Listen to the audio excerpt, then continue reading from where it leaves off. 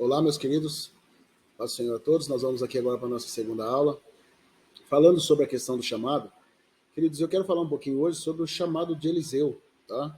Eu acho que é um dos caras assim que fez a diferença nesse tempo, alguém que realmente mostra, que entendeu, né? Ele conseguiu ter a compreensão exata do chamado dele. Eu queria que você pudesse discorrer comigo um pouco acerca desse texto, tá?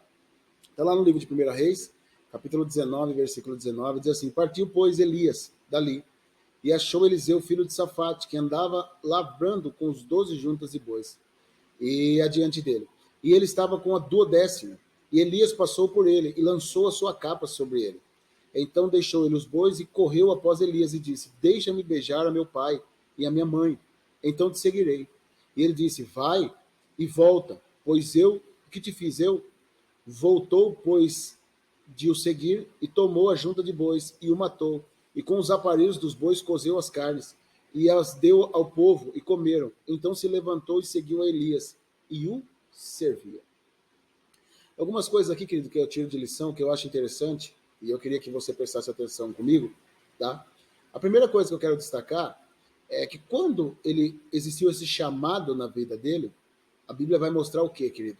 Que ele estava produzindo. O chamado de Deus, querido, não vem para pessoas que estão ociosas. Deus sempre vai chamar pessoas que já estão produzindo. Porque eu fico pensando, querido, se a pessoa não é capaz de produzir no mundo natural, como ela vai produzir para o reino de Deus, né? Então, ele chamou no momento que ele já estava produzindo, ele estava ocupado, né? Ele estava fazendo algo. Ele não estava desocupado, querido. Chamou ele porque ele já estava fazendo algo. Então, irmãos, Deus sempre vai chamar pessoas, que você vê isso não só no Novo Testamento, mas ao decorrer da Bíblia, que já estão produzindo, né? Quando Deus chamou Abraão, já estava produzindo. Deus chamou a José, ele já estava produzindo, né? Deus chama Gideão, então nem se fala, já estava malhando trigo no lugar, mesmo numa situação difícil que eles estavam vivendo. Então eles já estavam produzindo. Deus sempre vai chamar pessoas que já estão ocupadas, querido, que já estão produzindo, tá? E é interessante, tem um texto quando fala de Jesus chamando os discípulos, em Mateus 4:18, diz assim: E Jesus, andando junto ao mar da Galileia, viu os dois irmãos, Simão, chamado Pedro, e André, seu irmão, os quais lançavam as redes ao mar, porque eram os pescadores. E disse-lhe: Vinde após mim, e eu vos farei pescadores de homens. Então eles, deixando logo as redes, o seguiram. E adiantando-se dali, viu outros dois irmãos, Tiago, filho de Zebedeu, e João, seu irmão, num barco, com seu pai Zebedeu, consertando as redes. E chamou a eles, deixando imediatamente o barco de seu pai, e seguiram. Então, você vê que Jesus ele chamou as pessoas sempre que estavam ocupadas. O próprio Levi, chamado Mateus, né, que era cobrador de impostos, estava ocupado. Deus sempre procurou pessoas que estavam ocupadas, né, que estavam trabalhando. E Deus sempre vai buscar pessoas que já produzem algo. Então, irmão, a produção ela é importante, querido. E nós precisamos ter esse entendimento, né? Sempre fazer, sempre estar ali, de alguma forma, fazendo algo, produzindo algo. Isso é importante. A outra coisa que me chamou a atenção, a Bíblia diz assim: Partiu, pois, Elias dali, e achou Eliseu, filho de Safate, que andava lavrando com 12 juntas de bois. Está no versículo 19. Com 12 juntas de bois adiante dele. E ele estava com a 12ª. E Elias passou por ele e lançou a rede, e lançou a sua capa sobre ele. Isso aqui é uma outra questão que eu acho interessante. Deus deu um sinal, uma direção, um propósito daquilo que Deus queria. Ele lançou a capa. Capa, querido, simboliza autoridade. Capa é uma marca do ministério profético de Elias, né? O próprio Eliseu, quando Elias deixa a capa, ele diz: aonde está o Deus de Elias? Ele levanta a capa e bate a capa no Jordão, ele se abre. É interessante você pensar nisso, querido, porque Deus estava deixando bem claro um sinal. Irmão, toda vez que Deus chama alguém, ele deixa um sinal, querido, tá? Você tem um sinal, uma chamada. Tem alguma coisa na sua vida que Deus te marcou de alguma forma, tá? Então isso é importante a gente compreender. Porque, irmãos, nós temos que ter uma direção, uma visão, um propósito e um sinal daquilo que Deus está colocando para que a gente possa caminhar dentro desse trilho. Nós precisamos ter essa direção, tá? E a outra coisa que me chama a atenção, no versículo 20, diz assim: Então deixou eles os bois e correu após Elias e disse: Deixa-me beijar meu pai e minha mãe, então te seguirei. E ele disse: Vai, volta, pois, que te fiz eu? Foi ao encontro, querido. Isso é fantástico na vida de Eliseu. Então ele deixou os bois e correu após Elias. Irmão, ele foi encontro à visão. Ele foi um encontro ao propósito. Ele foi encontro daquilo que realmente era o chamado dele, querido. Pô, irmão, nós não podemos, querido. Hoje eu vejo muitas pessoas, querido, que não se preparam para o chamado. Eles não vão ao encontro.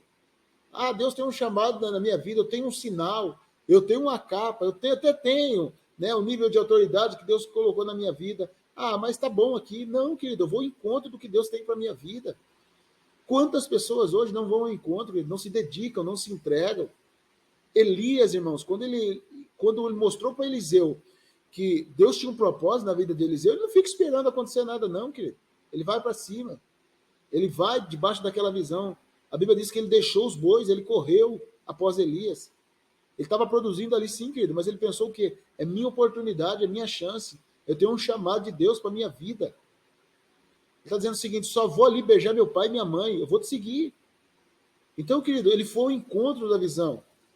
Nós temos que buscar, querido, nós temos que ter essa direção, ir atrás daquilo que Deus nos chamou para fazer. Irmão, Deus quer te usar muito mais, Deus quer ter propósito para a sua vida, querido. Mas Ele espera que você também corresponda, que você vá atrás, que você entre nesse propósito com Ele, que você viva a visão do que Ele colocou no seu coração.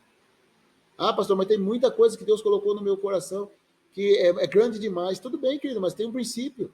Você precisa correr atrás do princípio. Ir atrás desse princípio. Vá ao encontro do seu chamado. Irmão. Versículo 21 diz assim, ó. Voltou, pois, ele de o seguir e tomou a junta de bois, matou, e com os aparelhos de bois cozeu as carnes, e a deu ao seu povo, e comeram. Então ele se levantou e seguiu a Elias. Eu acho isso aqui interessante. Por quê? Pensa comigo, querido. Ele voltou, né? A Bíblia depois de seguir, ele tomou a junta de bois, né? Ele tomou o material que ajudava ele no trabalho. Ele matou os bois. Ele cozeu, ele pegou aquele material, cozeu, né? Ele trabalhou naquilo ali, ele fritou, eu não sei se ele assou, o que ele fez, se ele cozinhou, a Bíblia fala cozeu as carnes e deu ao povo. E comeram, então se levantou e seguiu Elias. Eu acho isso aqui interessante demais, querido. Eu fico imaginando ele voltando, dizendo o seguinte: eu não vou precisar mais disso aqui nunca mais na minha vida. Chega. Os bois, vem cá. Vamos matar. Eu fico imaginando, irmão, na minha mentalidade, ele chamando o povo, matando os bois, né? Abrindo, fazendo tirando, né, as sujeiras do boi, mexendo na carne ali, falando, vamos comer. O povo, mas o que você está fazendo? Não é o seu trabalho? Ele diz, nunca mais eu volto para isso. Hoje eu tenho um chamado. Hoje eu tenho um propósito. Chega, vamos comer essa carne. Eu estou desmanchando tudo isso aqui porque eu nunca mais vou usar isso. Sabe o que eu entendo com quem tem chamado, querido? Ele rompe com o passado. Ele está dizendo o seguinte, isso aqui nunca mais, eu não vou ficar me lembrando mais disso aqui, de voltar para esse lugar. Eu nunca mais volto aqui para fazer isso. Eu nunca mais. Hoje, Deus já me mostrou o que eu tenho para fazer da minha vida. Eu tenho uma visão do que eu tenho para a minha vida. Ele rompeu com o passado. Irmão, deixa eu dizer uma coisa para você, querido, que tem um ministério. Rompa com o seu passado. Rompa com as coisas que ficou lá atrás. Esqueça o que ficou para trás. Toda vez que Deus nos chama para algo, querido, Ele cuida de nós. Nós precisamos de uma mudança radical nas nossas vidas. Ele quebrou todos os vínculos, querido, com o passado, que poderia influenciar o futuro. Nunca mais você ia ver Eliseu pensando assim, ó, nossa, não, eu poderia estar lá lavando boi, lavando a terra lá, eu poderia estar lá com os meus bois, poderia estar trabalhando lá. Nunca mais. Ele chega. Eu não penso mais em voltar para isso aqui, daqui é para frente. Eu vou cumprir o que Deus tem para a minha vida.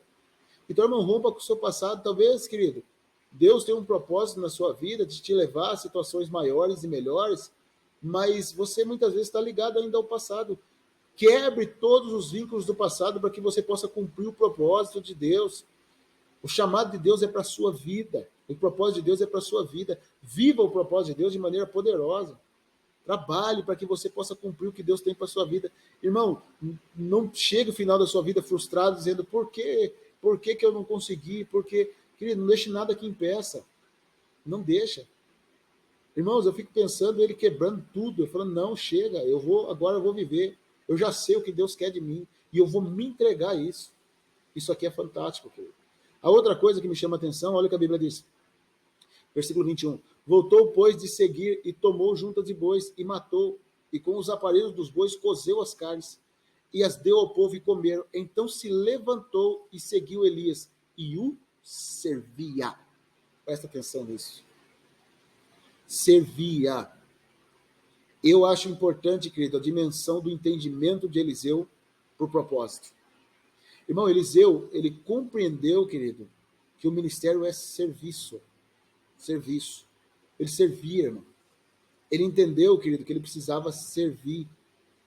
Lógico que um dia ia chegar a hora dele. Claro que um dia ia chegar o momento dele.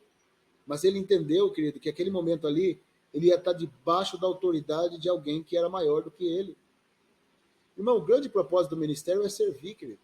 E Deus colocou pessoas no seu caminho, na sua vida, para que você, se você não tem a clareza ainda daquilo que Deus tem para você, no sentido de coisas maiores, sirva. Sirva quem Deus colocou. Sirva quem Deus colocou no seu caminho. Isso é importante, que a gente tenha compreensão. Eliseu, irmão, ele servia num nível tão forte, tão forte, tão forte, que ele não se apartava. A Bíblia vai dizer que ele não se apartava de Elias. Eu fico imaginando Elias fazendo, eu vou ali. Ele diz, não, eu não vou me apartar de você, não. Eu não vou te deixar. Irmão, a Bíblia vai falar lá em 2 Reis 3:11, que ele deitava água sobre as mãos de Elias. Querido, pensa no nível de serviço grande, no nível de honra que ele trazia ao profeta. Querido, o profeta ia lavar a mão, ele ia lá e jogava água, deixa aqui, eu vou colocar água para você. Ele lavava as mãos de Elias. É importante a gente compreender, querido, que o ministério sem serviço não funciona. Se você não aprender a servir, irmão, você não está apto para o ministério. Ele servia, querido. Então, quando você for pensar no ministério, entenda algo. Deus te chamou para servir. Como eu falei na primeira aula, ministério não é a realização das nossas vidas. Embora Eliseu foi o cara que fez o dobro de tudo aquilo que Elias fez de milagres. Irmão, pensa num cara que foi realizado, que viveu o ápice do ministério. Mas, querido, pense em alguém, irmão, que entendeu o que era servir o profeta. Então, querido, viva para servir as pessoas.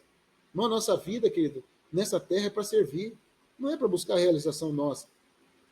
O ministério é um serviço e nós precisamos cumpri-lo. Que Deus abençoe você. Que você guarde essa palavra no seu coração nessa segunda aula.